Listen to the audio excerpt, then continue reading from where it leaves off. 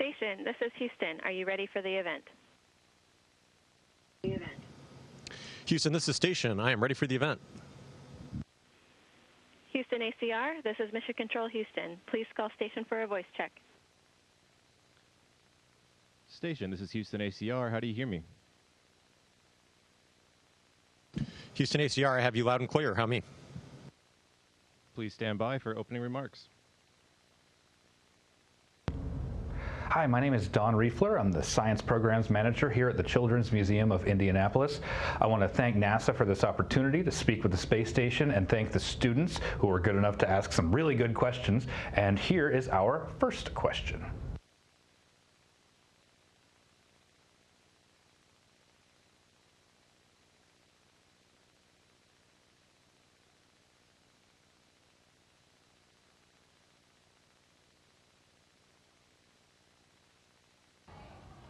Hi, my name's Isha. My question for you is, what qualifications did you have that helped you get chosen as an astronaut?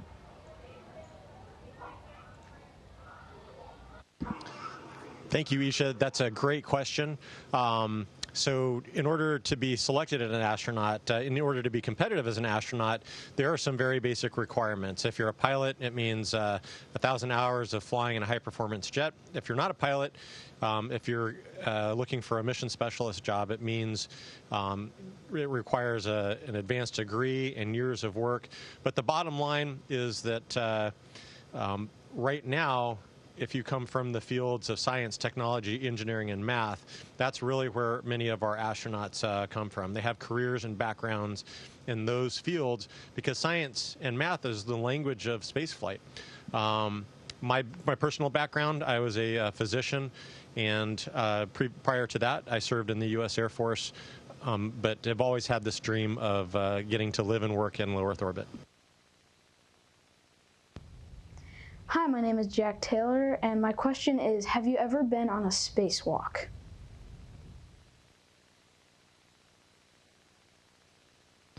Hey, Jack, that's a great question. I have had I'm very grateful to have had the experience of getting to do 2 spacewalks. I did those during my last mission in 2015, and we did repairs on the outside of the space station. It's a lot of hard work, a lot of training in the neutral buoyancy laboratory, a 6 million gallon pool we have in Houston that has a model of the space station in it where we learn how to do spacewalks, and to get to use that training, to get to go outside and to see the Earth and the outside of the space station in that amazing white spacesuit was an incredible experience.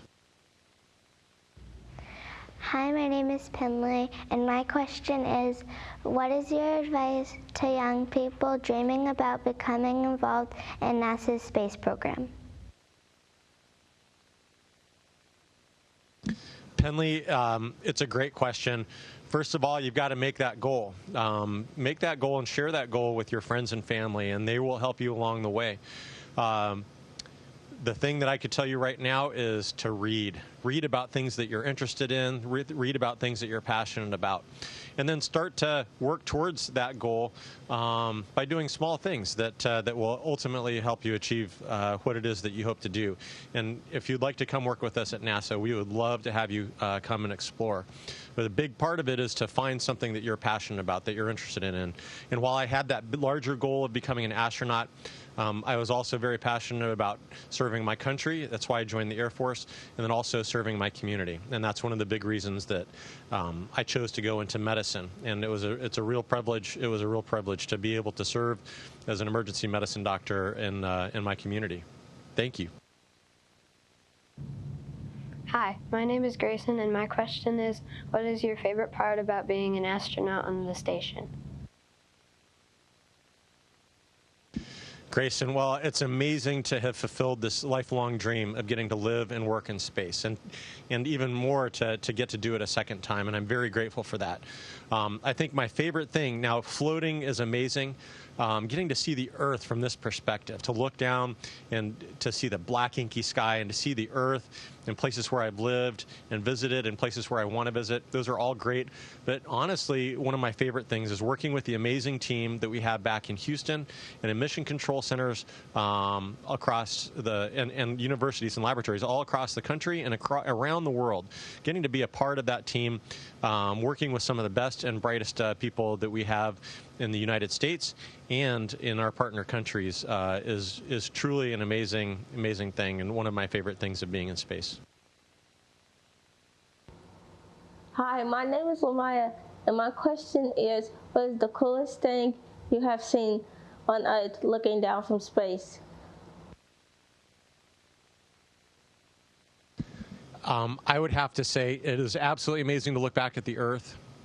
Always beautiful, always different, always changing, different weather, different seasons, night and day. But my absolute favorite thing that I've seen up here is the aurora. Incredibly beautiful, just wiggling rays of light, bright green and purples, absolutely beautiful. Hi, my name is Owen, and my question is, what is one thing that surprised you most about being up in space?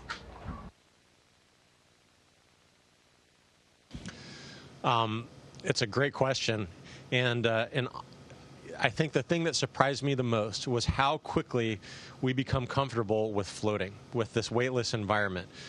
It is something that we don't grow up with, we've never experienced before in our lives, and yet when we get up here, our brains are so amazing. They adapt to this idea that it's normal to float, and so within hours, within minutes, it feels very natural. We're not good at it initially. It takes time to get good at getting around and handling tools and everything. But the fact that our brains adapt to this idea of floating is absolutely amazing. Hi, my name is Kinley, and my question is, how do you communicate with your friends and family? Kenley, great question. So back 25 years ago, the only way that our astronauts were able to talk with their families back on the ground was with amateur radio, with a ham radio. These days, we have a telephone system, voice over internet protocol, where I'm able to dial a cell phone number through my laptop computer, and I'm able to talk and call somebody on the ground on their cell phone. It's absolutely amazing. We get to have a video conference every week for about an hour and a half with our families. And so those really help us to keep connected with our friends and family. Hello, my name is Kaylin. My question for you today is, what is it like returning to Earth after a space mission? Well, it is. That's about 6 weeks away for us. We'll be coming home in mid-October, and of course, we are so incredibly excited to return home to our family, to be back with our friends. But it is challenging. We get very used to floating up here. There's no we don't feel gravity, and when you get back to Earth, it's like a kick in the pants. Gravity is kind of a bummer, and so having to work against gravity to lift things, to hold your head up, all of those things come along with some dizziness and aches, body aches and pains. But within about 2 weeks, 2 to 4 weeks, we're feeling pretty much back to normal. Hi, my name is Kai Anderson, and my question is, how does water behave in space? Kai, that's a great question. Water is absolutely amazing, and we take advantage of this incredible orbiting laboratory to examine how fluids move and work in space. And so here's a little example of, this is a drink bag. This is how we drink juice or water or coffee, depending if it's a hot drink or a cold drink. And you can see that if I push a little bit of water out here, it assumes the shape of a sphere. And you can see how it's shaking a little bit, and I'll release it from the straw here in a minute. And then the ventilation in here, the fans will start to push it around a little bit.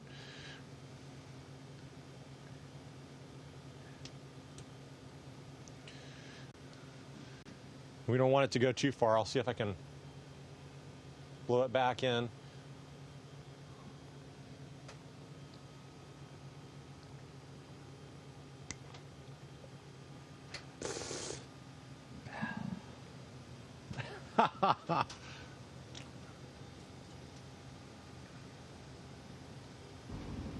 Hi, my name is Braxton. That was a little messier than I expected. How many personal items do you bring with you to outer space, and what types of items do you bring? Well, we are very fortunate in that we get to bring some things from home. Because we're up here for a long period of time, we get to bring some things with us to remind us of home. So a lot of us will bring pictures of our family. We'll bring some little toys just to see how they work in space. Here's a Frisbee. I wanted to just see if it floated the same way as it does, if it works the same that it does on Earth. And I've got a small, this is a small gnome that one of my sons carved at Scout Camp. And so I brought that with me as just a fun little reminder of our friends and family back home. Hi, my name is Jordan, and my question is, what food do you guys eat in space? Well, food is incredibly important. A balanced, nutritious diet is important for us on the ground, and it's even more important for us up here on the space station, because in the absence of gravity, our bodies tend to lose minerals from the bones, and they become weaker. Our muscles become weak because we're not working against gravity, and our heart's cardiovascular system can begin to become weaker as well. And so we do exercises every day to help us counter those effects. But food is an important part of that, of trying to keep us healthy while we're in space. And so you saw the drink bag, and so we try to drink lots of water. It's very important both on the Earth and in the ground, on the Earth and in space. Here's an example of one of our food items that comes in these kind of aluminized metal bags. This is meatloaf. That's going to be my dinner tonight. It's all pre-cooked. We don't cook with ingredients up here.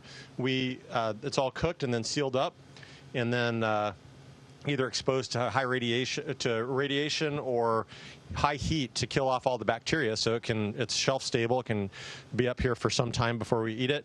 And for example, this, I'll just put it into our warming oven, and that'll warm that up to eat. We have some food that's dehydrated. And here's an example. So I already added some water to this. So we have some meat, and these are vegetables. This is asparagus. And again, we try to eat a very balanced and nutritious diet at every meal. And then finally, it's important to have a little bit of fun too. So some of our food comes in these white bags. We tear that open, and here we go. Some candy-coated chocolate peanuts. And so a little treat every once in a while is not a bad thing. Definitely don't want to overdo it, but this can kind of be fun too. And again, it's a little bit of a reminder of home.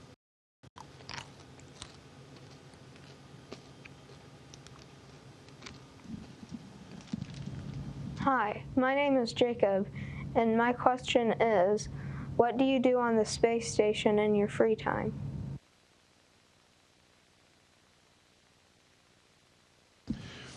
Jacob, it's a great question. We work very hard. We work about 12 hours.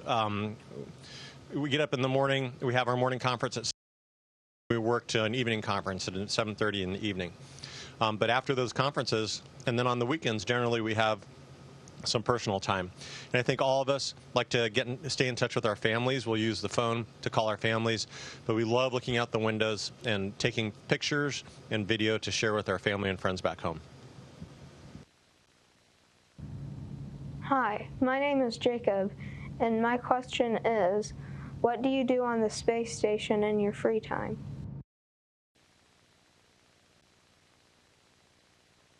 Oh, I think we're ready for the next question. My name is Ryder, and my question is, do you get your own room on the station?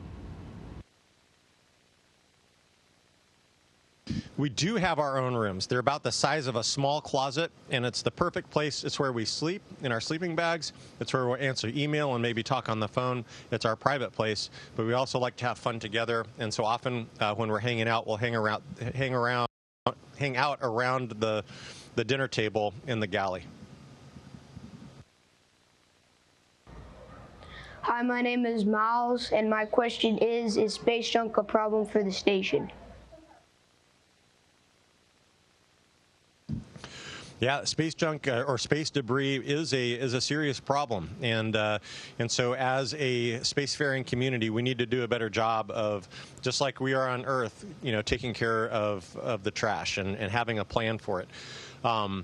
We have our partners in the Department of Defense that actually trash that orbital debris, and every once in a while, it looks like that we could have a collision with some of those larger pieces of debris, and so the space station will do an avoidance maneuver, basically a boost to change its orbit to avoid that space debris. And we do have to do those every once in a while. But it's a reminder that if all of the countries, spacefaring countries, want to use low Earth orbit safely, we need to take care of that environment. Hi, my name is Abram, and my question is, what plants are you currently growing? That's a great question. I love being a part of the plant science up here on the space station. I got to do it last time, and I'm getting to do it again in an experiment called X-Roots, where we're actually growing plants in an enclosure that instead of using soil, we are using hydroponics and aeroponics. So basically spraying water or letting the roots sit in water. And so we're growing carrots and onions and leafy greens. And we're really excited to see how these turn out, because this will be, I mean, we've grown plants for a long time, but I think this might be the first time that we're growing really kind of food crops. And these are really important for long-duration space exploration, to have an ability to be able to grow food, fresh food, for consumption for these long-duration missions. Hi, my name is Aiden Gustin. My question is, why did you choose to go into space? I have wanted to be an astronaut for as long as I can remember, and I think I was inspired by science fiction books and movies, and then really that dream was locked in when in second grade my teacher wheeled a television into our room, and we watched the space shuttle launch on April of 1981, and it became clear to me that that was actually a possibility. The challenge of becoming an astronaut and doing the things that we do up here, and the opportunity to explore and to the privilege of working with the incredible teams that we have at NASA and all over the world, it truly is a dream come true, and it's a real privilege to get to do this job. Hello, my name is Eleanor, and my question for you is, what is your least favorite thing about being in space and why?